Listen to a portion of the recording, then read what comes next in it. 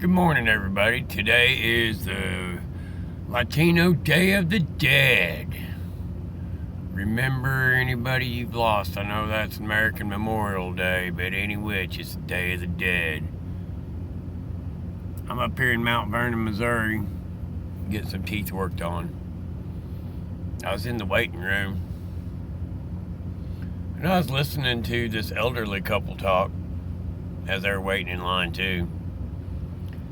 And one of them said that she got asked to leave her grandson's softball game, or football game. My bad. Her grandson's name is Brandon Lee or something like that. And apparently he'd done an interception or something like that, and he was running his little rump off, from what she said. And mom and dad and her and grandpa and they all started hollering, "Go, Brandon, let's go, Brandon, let's go." Next thing you know, she said they was asked by the school staff to quiet that down, and then they was asked to politely leave because rhetoric like that does not belong in a school. I don't know what school these people went to. I was just listening. I was eavesdropping. Sorry, like I said, no teeth.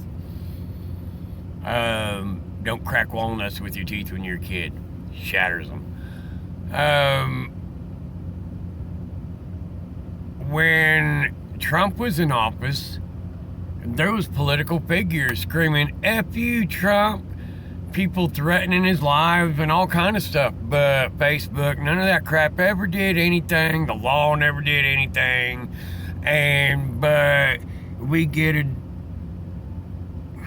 elderly man that is apparently got to be told what to do because he is out of touch with himself and reality. He is a puppet, in my opinion. Your opinion is your own. But people think we're making fun of a poor elderly man. Well, that's not acceptable. But when you have a conservative in there that wants to stand up for America and American values, that's acceptable. But if you say anything about a doddering old, my opinion, fool that is supposed to be in charge of the free country of the world, and he falls asleep at important summits. Check it out on YouTube. Whenever it's the G26 photo, he's the last one to show up, and he stands off to the side because he don't want to be around nobody. President Trump put United States right front in the middle because we are a force. We are the superpower. We are the beacon for democracy and freedom.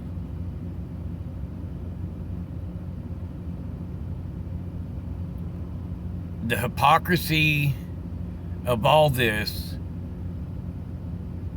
has got to stop, because the last time this country was this divided, there was a civil war.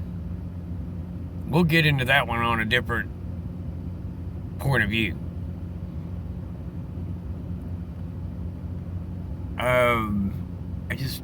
It baffles me. People are free to hate the people on the conservative side, but if the conservative side even says anything taken halfway hurtful to the liberal side, then it's all heck is being broke loose. Kicked off airplanes because the people wore a "Make America Great Again" hat. I had a friend of mine, a personal friend of mine, got kicked off of an airplane because she wore hillbilly name brand attire, and there was a lady that took offense of that. Stupid, childish, retarded.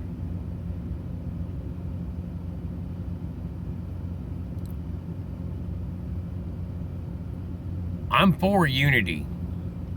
We are all people. We are all fighting to survive the same thing, and that is this oppressed life that we live in. And in America, we are not that oppressed. Your opinions might be, but they may oppressed because they are very verbal. And somewhat censored, depends on if you're right or left.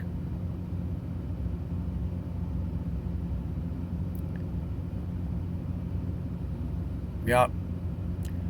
I've had a good week. I'm gonna get off that stuff. It's the more I think about it, the more it just puzzles me. And man, it's my point of view. If it makes sense or if it makes a conclusion, that's cool. But if it don't, maybe I just don't know exactly what I think about that. Maybe you don't. We have people in politics and in society that they change